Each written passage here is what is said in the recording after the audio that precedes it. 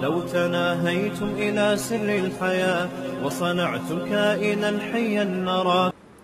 دیکھو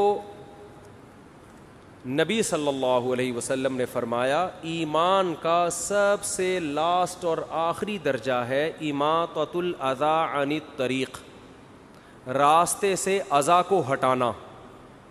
یعنی اذا کہتے ہیں تکلیف دہ چیز کو بھی اور گندگی کو بھی. عربی میں اذا کسے کہتے ہیں؟ کانٹا، گٹر کا ڈھکن کھلا ہوا ہے، یہ تکلیف دہ ہے نا، کوئی گرے گا. پتھر پڑا ہوا ہے راستے میں، گاڑی غلط پارک ہوئی ہوئی ہے، یہ تکلیف دہ چیز ہے.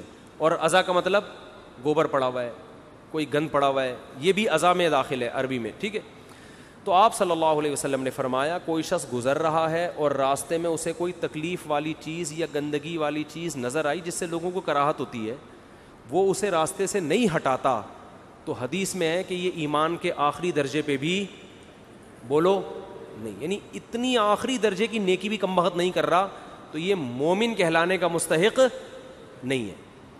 سمجھ رہے ہو؟ آپ سوچو کہ جو تکلیف دہ چیز کو نہیں ہٹا رہا وہ مومن نہیں ہے، تو جو تکلیف دہ چیز پھینک رہا ہے وہ مومن کیسے ہو گیا؟ نہیں آ رہی بات. قربانی کرنے والے تکلیف دہ چیز نہیں بلکہ تکلیف دہ چیزیں روڈوں پہ پھینکتے ہیں.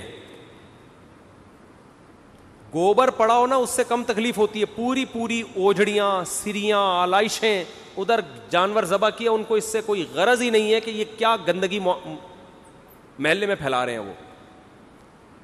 تو جب آپ کا جانور ذبح کریں گے اس کا کی آلائشیں، اس کا گند اور اس کی تمام تکلیف دہ چیز کو اٹھانا بھی آپ کی ذمہ داری ہے. جیسے قربانی نہ کرنے پر وعیدیں ہیں صاحب نصاب کے لیے، مالدار آدمی قربانی نہیں کرتا اس پہ وعیدیں ہیں، ایسے ہی اس گندگی کو نہ اٹھانے پر بھی کیا ہیں؟ وعیدیں، اور اس سے زیادہ شدید وعیدیں ہیں. ایک کانٹا پڑا ہوا وہ نہیں اٹھا رہے آپ، اور جو اٹھا نہیں رہا بلکہ الٹا کیا کر رہا ہے؟ پھینک رہا ہے. تو قربانی جو لوگ کرتے ہیں وہ آلائشیں یہ نہیں کہ اٹھاتے نہیں ہیں بلکہ آلائشیں باقاعدہ پھینکتے ہیں، اور مذہب کے نام پہ پھینکا جا رہا ہے. یہ جس مذہب میں صفائی کو آدھا اسلام قرار دیا گیا ہے، اس مذہب میں تہوار کے نام پہ، قربانی کے نام پہ آلائشوں کو پھینکنا، اس کا کوئی تصور ہو سکتا ہے؟ کیا ہو گیا بھائی؟ تو یہ بہت بڑا جرم ہے، اس سے آپ کا ثواب ضائع ہو سکتا ہے قربانی کا. تو اس لیے جب بھی جانور ذبح کرے اس کے خون کو ٹھکانے لگانے کا انتظام کریں.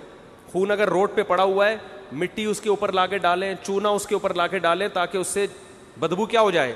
ختم. بلکہ پہلے انتظام کریں بھائی کوئی گیتی ہو جس میں وہ خون جو ہے مٹی سمیت اٹھا کے کسی ٹوکرے میں ڈال دیں تاکہ خون پھیلے ہی نہیں، یا کوئی گڑھا کھودیں جس میں خون جائے. گٹروں میں خون بہانے میں گٹر بند ہونے کا خطرہ ہوتا ہے، اور ویسے بھی اچھا نہیں لگتا قربانی کا جانور اس کا خون ڈائریکٹ گٹر میں پھینکا جا رہا ہے. تو اس کو ٹھکانے لگانے کا انتظام کس کے ذمے ہے؟ قربانی کرنے والے کے ذمے، جس کا جانور ہے. اس کے گوبر کو آپ نے گھر کے باہر جانور لا کے باندھا تو اب اس کے گوبر کے اٹھانے کا بھی تو کوئی انتظام کرے نا، یا وہ پیمپر پہنا کے رکھیں گے اس کو 8-10 دن؟ نہیں آ رہی بات. تو گھر کے باہر نا تھوڑے سے بلاک کھڑا کر کے مٹی ڈالیں اس کے اوپر. بعض لوگوں نے کیا بھائی، مٹی ڈالیں، اس مٹی پہ گوبر ہوگا، وہ اٹھانا بھی آسان اور اس میں بدبو بھی نہیں ہوتی. اور جب بقرعید ختم ہو جائے تو ٹرالی لائیں، وہ مٹی اٹھا کے، پورے سال تو نہیں جانور باندھنا ہوتا نا، چند دنوں باندھنا ہوتا. میں یہ نہیں کہہ رہا کہ جانور مذبح خانے میں باندھا کریں، اس سے رونق گلیوں کی ختم ہو جائے گی. بقرعید کا مزہ جب یہ جب جانور آپ کے گھر کے باہر بندھا ہو، لیکن اس کی صفائی کا انتظام ہونا چاہیے. تو آپ نے مٹی ڈال کے گھر کے باہر بلاک کھڑے کر دیے، اس کے اوپر آپ کا بچڑا آ گیا، گائے آ گئی، اونٹ آ گیا، جو بھی آ گیا. اب وہ جو بھی کرے گا تو اس کے لیے اٹھانے کا انتظام ہونا چاہیے.